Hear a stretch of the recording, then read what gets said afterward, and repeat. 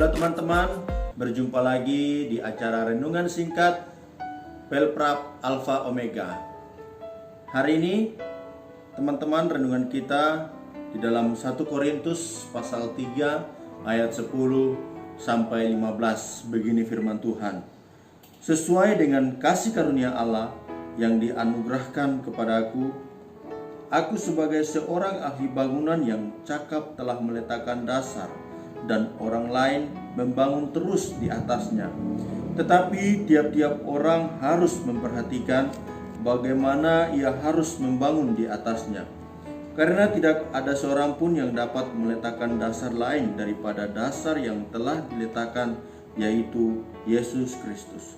Entahkah orang membangun di atas dasar ini dengan emas, perak, batu permata, kayu, rumput kering, atau jerami. Sekali kelak pekerjaan masing-masing orang akan nampak, karena hari Tuhan akan menyatakannya. Sebab ia akan nampak dengan api, dan bagaimana pekerjaan masing-masing orang akan diuji oleh api itu. Jika pekerjaan yang dibangun seseorang tahan uji, ia akan mendapat upah. Jika pekerjaannya terbakar, ia akan menderita kerugian. Tetapi ia sendiri akan diselamatkan, tetapi seperti dari dalam api. Puji Tuhan. Dikatakan bahwa dasar dari bangunan rohani yang kita kerjakan adalah Yesus itu sendiri. Dikatakan bahwa tentang dasar bangunan secara rohani yang dimaksud adalah dasar iman dan pertumbuhan kekristenan kita.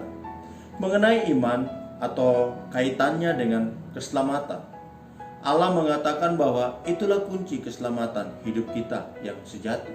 Oleh karena itu, patut saudara pahami bahwa tidak ada dasar lain. Maksudnya adalah memang hanya Yesuslah satu-satunya jalan pendamai antara manusia dengan Allah. Bertumbuh membangun rohani yang memiliki karakter serupa dengan Kristus. Kenapa?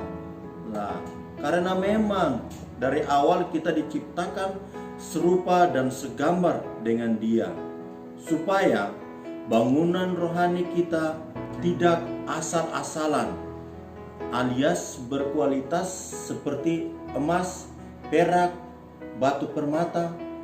Maka materialnya juga harus wahid.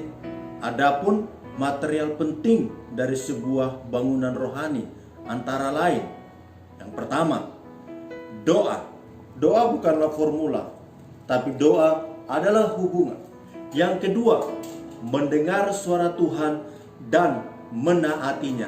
Mendengar suara Tuhan itu tidak ada batas waktunya seumur hidup saudara. Karena kita tidak bisa hidup dituntun oleh logika semata.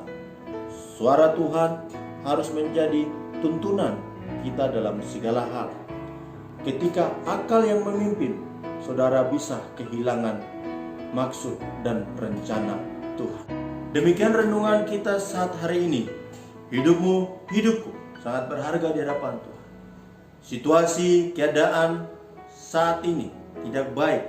Terus berdoa, mendengar suara Tuhan dan mentaatinya, yaitu firman Allah. Tuhan Yesus memberkati.